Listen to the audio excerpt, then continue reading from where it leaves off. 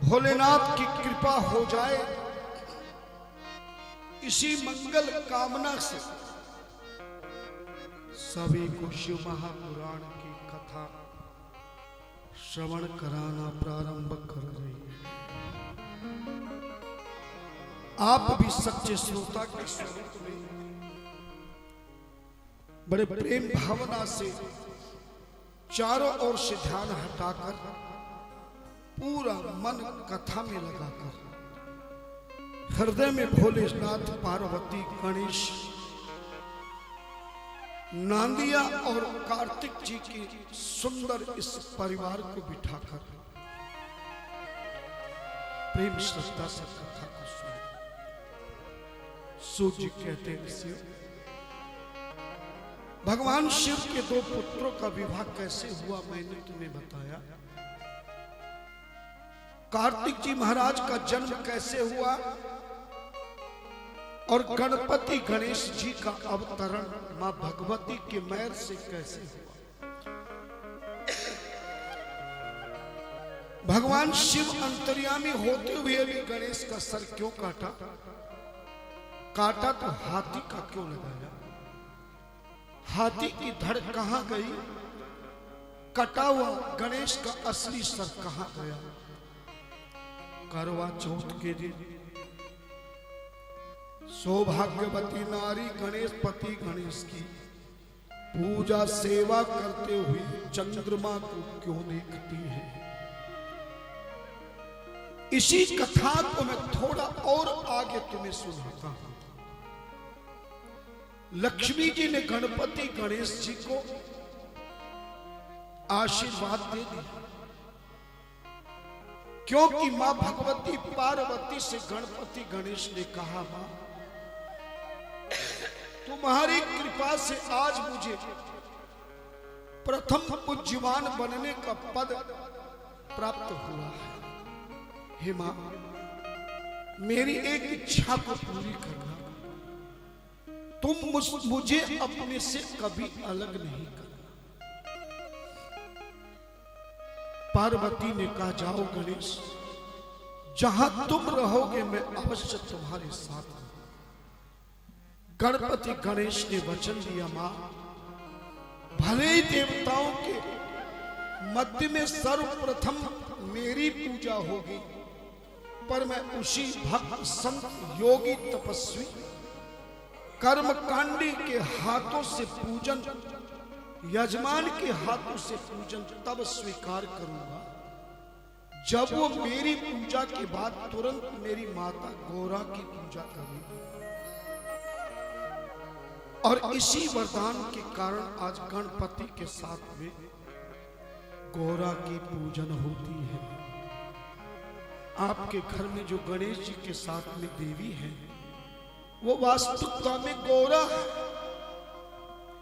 पर 90% सनातन धर्मी लोग उसे लक्ष्मी कहते हैं। गौरा और गणेश दोनों की एक साथ पूजा होती है। यद्यपि मां भगवती गौरा में तीनों देवियां विद्यमान है, लक्ष्मी भी विद्यमान है, सरस्वती भी विद्यमान है, लेकिन ये बात ध्यान रखना, गणेश जी के साथ सीधे हाथ दाएं हाथ की ओर झुको। भगवती की सुंदर छोटी सी मूर्ति हर गणेश जी के साथ में हाथी वाले सर गणेश के साथ में जो पूजन होती है, ये गौरा जी की पूजन है। कहते हैं कि गणेश गौरा की दोनों एक साथ जब पूजन की जाती है, तभी उस कार्य के देवी देवता स्वयं अपनी पूजा को स्वीकार करके उस कार्य की सफलता को प्रदान करते हैं। जो अकेले गणेश की पूजा करे, गौरा की पूजा नहीं करेगा, तो उसका कार्य सफल नहीं होगा। इसीलिए घर, सनातन धर्म के घर के मंदिर में गणेश जी अकेले की पूजा नहीं होती, उनके साथ में गौरा जी की पूजन होती है।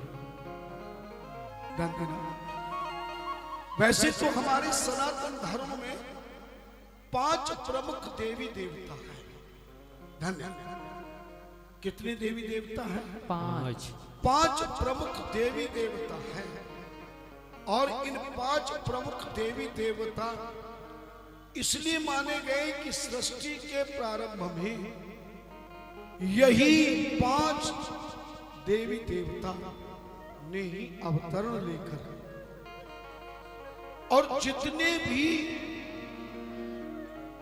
पूजन पाठ जप तप यज्ञ हवन अनुष्ठान आराधना करते हैं या घर के मंदिर में हम अपने देवी देवताओं की पूजन करते हैं, उन समस्त देवी देवताओं में 5 देवताओं की ही पूजन की जाती है। और इन 5 देवी देवताओं को इसलिए प्रमुख माना गया है कि ये पांचों के पांचों देवता ही प्रमुख हैं। बाकी जितने देवी देवता सनातन धर्म के हुए हैं, ये सब इन 5 प्रमुख देवी देवताओं के अवतार हैं।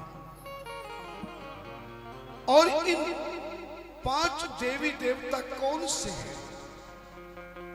कागज पेन लाए हो तो नोट कर लेना, क्योंकि तुम्हारे मंदिर में भी इन 5 देवी देवताओं की तस्वीर या मूर्ति होना परम आवश्यक है।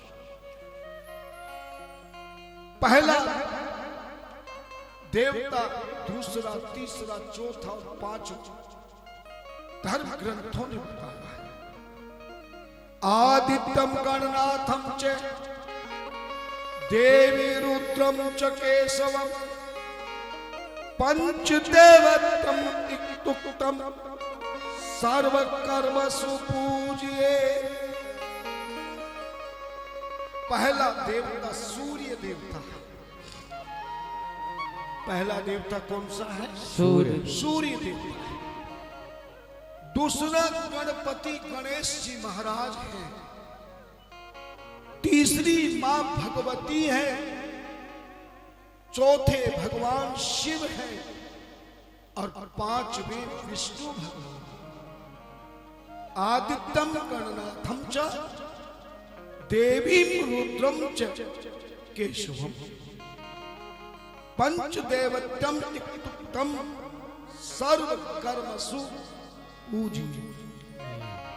ये 5 देवी देवताओं की सनातन धर्म की पद्धति के अनुसार इन 5 देवताओं की प्रत्येक धर्म कर्म में पूजन की जाती है।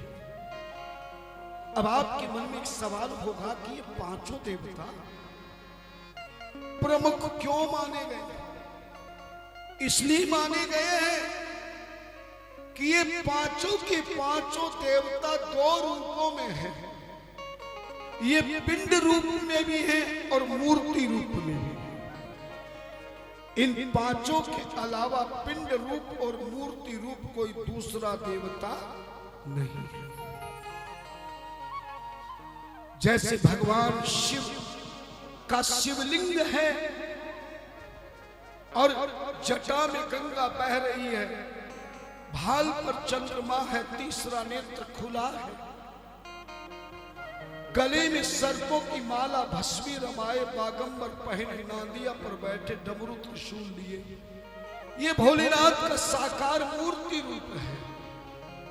और शिवलिंग भगवान शिव का पिंड रूप है।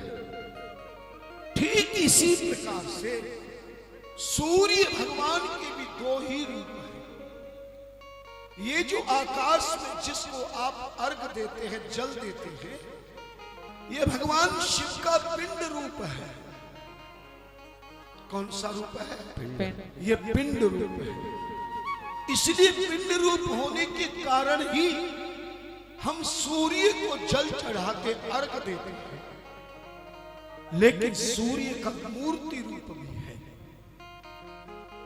ये 7 सफेद घोड़ों के रथ में राजा की तरह मुकुट लगाए हुए सूर्य भगवान रथ में चलते हैं अपने पिंड के साथ में।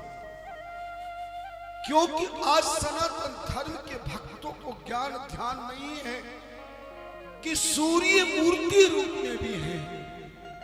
इसलिए केवल सूर्य को अर्घ दे के जल चढ़ाकर मात्र केवल सूर्य की पूजा मानते हैं। इसीलिए सूर्य भगवान उन पर कृपा नहीं करते। अकेले पिंड की पूजा के बाद मूर्ति की पूजा करना परम आवश्यक है। पर ये सूर्य भगवान मूर्ति रूप में कैसे हम जाने? रामचरितमानस के बालकांड में श्री राम के अवतरण के समय में देखना आपको सुनने को मिलेगा, पढ़ने को मिलेगा कि जब राम जी का अवतार हुआ तो दिन में अवतार हुआ था। उस समय मध्याह्न काल था। सूर्य पिंड सहित रथ के सहित जैसे ही अयोध्या में आए, क्योंकि श्री राम सूर्य वंश में प्रकट हुए थे, अपने वंश में प्रकट होने वाले परमात्मा के जन्म उत्सव को देखकर सूर्य भगवान 1 महीने तक अयोध्या के ऊपर ही खड़े रहे। अब जरा विचार करो, जब सूर्य भगवान 1 महीने तक एक ही जगह खड़े हो जाएंगे तो रात्रि होगी क्या? बोलो नहीं। 1 महीने का 1 दिन बन गया, पर इस बात का किसी को भी पता नहीं चला। पता इसलिए नहीं चला कि वो राम जी के जन्म उत्सव में इतने प्रभावित हो गए थे, मोहित हो गए थे कि 1 महीने तक ना किसी को थकान हुई और ना ही किसी को भूख लगी। सब राम जी के उत्सव में नाच नाच के झूम झूम के 1 महीना लगा। अच्छी बात बताओ, आज 8वां दिन कथा का है और अब तो कथा विश्राम की ओर जा रही है। मैं लगातार आपको जितने घंटे तक कथा सुनाता हूं, आपको कहीं थकान होती है क्या? कहीं भूख प्यास लगती है क्या? जैसे आपको केवल 3-4 घंटे की इस कथा में जब आप घर बार परिवार कारोबार रिश्तेदार आचार व्यवहार सब कुछ भूल करके आपकी भूख और प्यास भी नहीं लगती, थकान भी नहीं लगती, जबकि कहीं रेलवे स्टेशन पर 1 घंटा ट्रेन अगर लेट हो जाए तो आप और हमारे लिए 1 घंटा निकालना मुश्किल हो जाए, है ना जी। लेकिन भगवान की कथा में जैसे आपको पता नहीं लगता, ऐसे ही अयोध्या में प्रभु श्री राम का जन्म उत्सव इतना आनंदमय कल्याण में था, क्योंकि सारी रिद्धि सिद्धियां अयोध्या में आकर निवास कर गई थी। सारे लोग आनंद ही आनंद में, परमानंद में ऐसे डूब गए थे कि 1 महीने तक सूर्य अपने रथ में बैठ करके अयोध्या में खड़ा रहा। ऐसा तुलसीदास जी महाराज के बालकांड के दोहे में लिखा है। मैं वो दोहा बोल देता हूं। मास दिवस कर दिवस भा मर मन जाने को, रथ समेत रवि था कि हूं निशा कवन मिली हो, निशा कवन मिली हो। मास दिवस का दिवस भा मर मन जाने कोई, जितने महीने के दिन होते हैं उतने दिनों तक किसी को भी पता नहीं चला। रथ समेत रवि था क्यों, रवि कहते सूर्य को, था क्यों कहते ठहरा रहा। अपने रथ के समेत सूर्य भगवान 1 महीने तक अयोध्या के आकाश में ठहरे। और भी धर्म ग्रंथों में बहुत प्रमाण है। आज सनातन धर्म सब देवी देवताओं की तस्वीर मूर्ति लगाता है, पर आप अपने घर के मंदिर में भगवान सूर्य की मूर्ति नहीं लगाते। यदि आप जिंदगी में रोग से मुक्ति चाहते हो, कलह से मुक्ति चाहते हो, अपने घर में विवाद संवाद प्रमाद से मुक्ति चाहते हो, घर में खुशहाली चाहते हो, पूरे परिवार का शरीर स्वस्थ मस्त दुरुस्त और तंदुरुस्त चाहते हो, तो शिव पुराण कहती है भगवान सूर्य का पिंड तो आकाश में तुम्हें दिखाई दे जाएगा, पर आप घर के मंदिर के पूर्व दिशा में सूर्य भगवान की मूर्ति तस्वीर अवश्य, पर ऐसी तस्वीर नहीं लगाना जिसमें मुंह तो चमक रहा और उसकी किरणें निकल रही है, वो पिंड हो जाएगा। ऐसी सूर्य की तस्वीर मूर्ति लगाना जिसमें 7 घोड़ों का रथ हो, वरुण नाम का सारथी जो गरुड़ का भाई कहलाता है, अरुण सारथी बना है। रथ को चलाने वाला अरुण है और पीछे रथ में सूर्य भगवान राजा की तरह विराजमान है। आपके मन में चिंता होगी, महाराज हमारे पानीपत के शहर में तो ऐसी तस्वीर मूर्ति नहीं मिल सकती। मैं तो आपको ऐसा उपाय बताने आया हूं, तुम्हें बाजार में जाने की जरूरत ना पड़े और ये मूर्ति तुम्हारे घर में अपने आप प्रकट हो जाए, तो ऐसा उपाय कितने लोग सुनना चाहते हैं। तुम अपने एंड्रॉइड 4G मोबाइल तुम्हारे पास हो, अभी आप केवल गूगल पर जाकर के सूर्य की मूर्ति लिख करके करिएगा, आपके सामने सूर्य भगवान के 7 रथों के बैठे सूर्य भगवान प्रकट हो जाएंगे। इसको डाउनलोड कर लीजिए और किसी अच्छे प्रिंटर में पहुंच करके इस तस्वीर को निकलवा लीजिए। ऐसा उपाय आज तक किसी ने बताया क्या? तुम्हारी बुद्धि में आया क्या? अब तो किसी चीज के लिए कहीं जाने की आवश्यकता नहीं, बस 4G मोबाइल लेने की आवश्यकता है। कितने लोगों के पास 4G मोबाइल है? जरा हाथ खड़े कर। सबके पास, लेकिन हमारे पास तो नहीं। हम तो ये किसी का किराया का लेकर के चलते हैं। दुनिया सब कुछ महाराज को देती है, पता नहीं क्या क्या लोगों ने मुझे दिया, पर ये 4G कभी हमें भोलेनाथ की चढ़ावे में प्राप्त नहीं हो पाया। हम भी लग रहे शिव पुराण की कथा में कि कभी तो भोलेनाथ हमें भी 4G दिलवाएगा, दुनिया को इतना दिलवा रहा।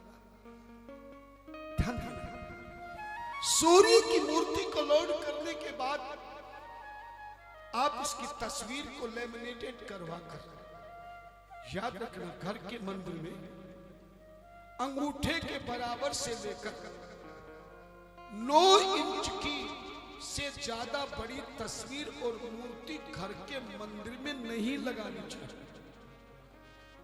बहुत जगह मैं जाता हूं, मंदिरों के दर्शन करता हूं, घर के मंदिरों के, हालांकि मैं उस समय तो उन्हें कुछ नहीं कहता हूं, क्योंकि उन्होंने जो मंदिर सजाया है उनके हृदय में बैठ गया है। जब मैं कोई चीज हटाने के लिए कहता हूं तो कई बहाने बनाते हैं, ये किसी महाराज ने दिया है, ये मेरे दादाजी का है, ये मेरे पिताश्री का है, लेकिन वास्तविकता में धर्म ग्रंथ कहता है मंदिर कैसे बनाना चाहिए तो मैं आज बताऊंगा, मगर इस बात का बीच में ध्यान रखें, किसी भी चीज की मूर्ति हो या तस्वीर हो, घर के मंदिर में छोटी से छोटी अपने अंगूठे के समान, घर के मालिक का जो अंगूठा खड़ा कर लोगे, जितनी इसकी अंगूठे की लंबाई है, इससे छोटी मूर्ति तस्वीर नहीं होनी चाहिए और 9 इंच से बड़ी तस्वीर या मूर्ति घर में नहीं होनी चाहिए।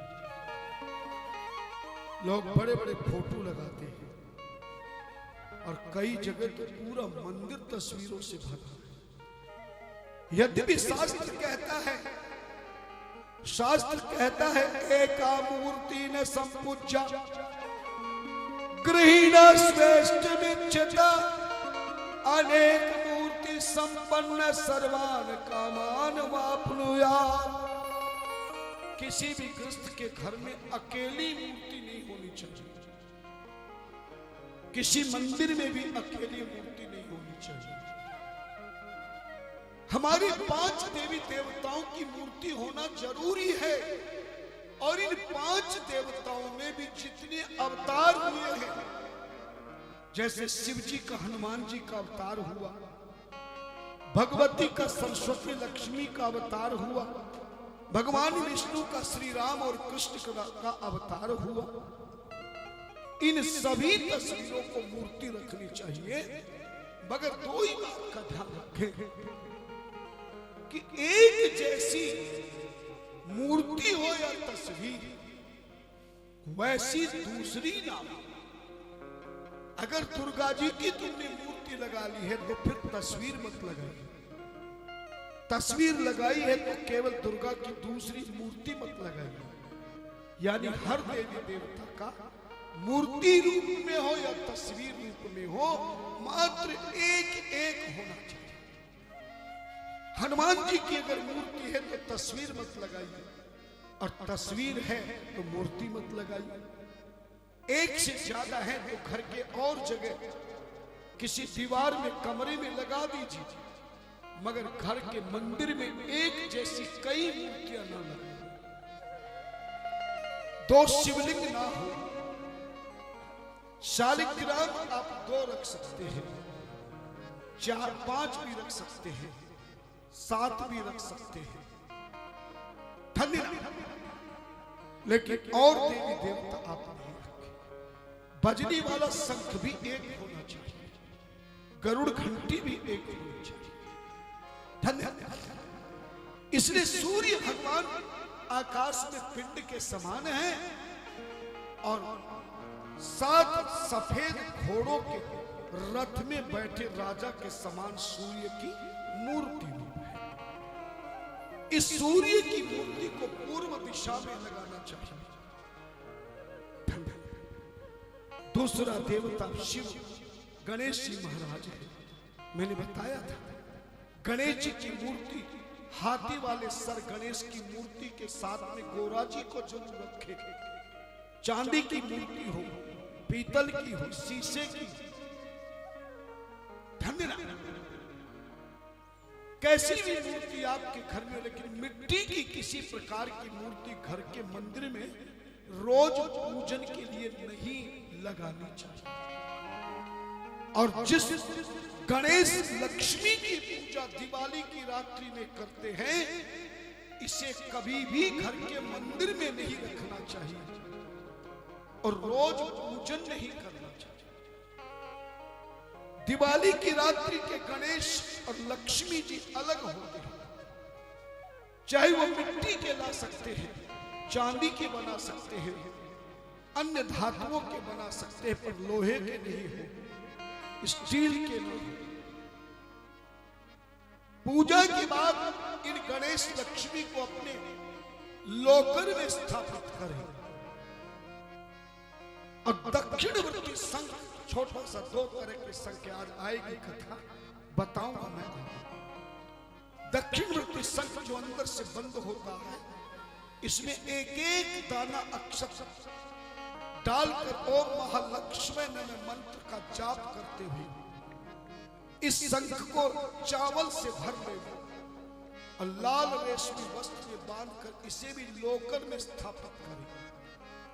अगर पारे का लक्ष्मी गणेश कहीं मिल जाए, आप वो भी लेकर के पारे का गणेश असली लक्ष्मी मंत्र आपको मूर्ति आदि नहीं मिलती हो, तो आपके पास भजन पुस्तिका है, आपके पास पंपलेट है, मैंने आप सभी लोगों की सुविधा के लिए एक सुंदर रूप से ट्रस्ट की ओर से सुविधाजनक असली और सही पैसों में सामान मंगाने का भी एक बहुत अच्छी व्यवस्था बनाई है मेरे अधिकारियों ने।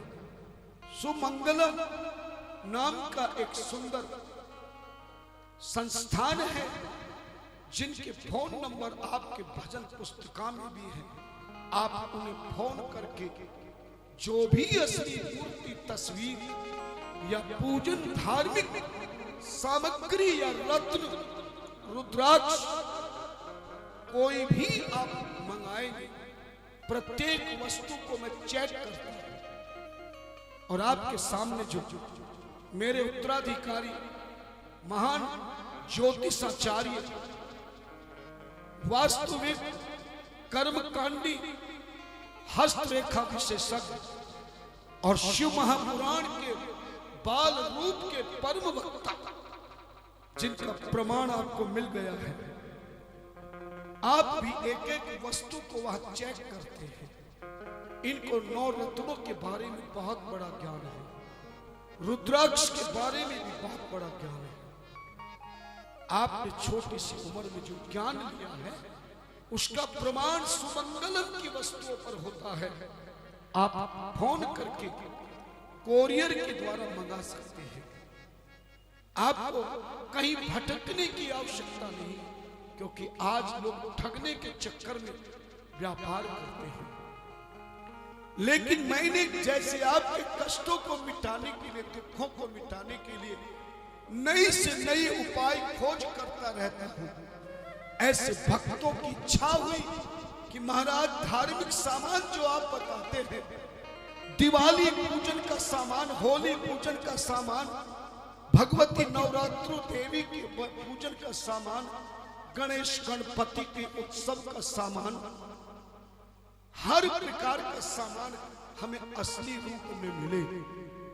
5 वर्ष तक भक्तों ने मुझे बहुत कहा, तब मैंने वो व्यवस्था बनाई, पर वो किसी पंडाल में इस प्रकार की दुकान नहीं लगाई जाती, क्योंकि मैंने उसे व्यापार नहीं, आप लोगों के उद्धार का मार्ग बनाया है। क्योंकि मुझे भक्तों से, शिष्यों से, सनातन धर्मियों से इतना प्यार है, इतना दुलार है। बस यही चाहता हूं आप सही मार्ग पे चलकर सही रास्ते से, विधान से पूजन करें, सही सामग्री आपके पास पहुंचे, ताकि आप कष्टों से, दुखों से, दरिद्रता से मुक्ति को प्राप्त कर, भोलेनाथ की भक्ति को प्राप्त कर, जीवन के जीने की शक्ति को प्राप्त कर, ग्रस्त जीवन को चलाने की युक्ति प्राप्त कर सके और मेरे भोलेनाथ की आप पर कृपा हो जाए। यही मेरा संकल्प है। तीसरे जो गणेश जी महाराज है, आप अपने घर के मंदिर में गौरा जी के साथ में हाथी वाले गणेश को रखें, पर कभी आपके घर में पंडित जी पूजन करने आए तो देखना वो गणेश जी की पिंडी तैयार करते हैं और उस पिंडी को आपकी चौकी पे रख करके आपसे पूजन करवाते हैं, आह्वान कराते हैं। पूजन कराने के बाद जब पंडित जी जाने लगे, विद्वान आचार्य वर जाने लगे, तब आप उस गणेश जी महाराज की पिंड को उनसे आशीर्वाद में ले लीजिए और आप अपने घर के मंदिर में गणेश गौरी के सामने छोटी सी कटोरी में आप हमेशा गणेश की पिंडी को भी स्थापित कीजिए। और पहले गणेश की पूजा करने से पहले इस पिंडी को जल चढ़ाएं, इसका जल अलग से उठा के रख दे, फिर इसको साफ करें कपड़े से, चंदन लगाए, पुष्प चढ़ाए, बेल पत्र आदि चढ़ाए, दुर्वा चढ़ाए। उसके बाद गोरा उस हाथी वाले गणेश मूर्ति की पूजा करे, गोरा की पूजा करे, तब जाकर के गणेश गोरा की पूजा का आपको लाभ प्राप्त होगा। आप जितने पंडाल में बैठे हैं, मुझे नहीं लगता कि किसी ने अपने घर के मंदिर में गणेश जी के साथ में पिंड भी रखा हो। कितने माताओं ने रखा, जरा बताओ, रखा है? क्या बात है, बहुत सुंदर, बहुत सुंदर। उसको बार बार नहीं बदलना है, एक बार आचार्य जी से प्रतिष्ठा करवा लेना गणेश पिंड की, उसी को अपने साथ में रखना।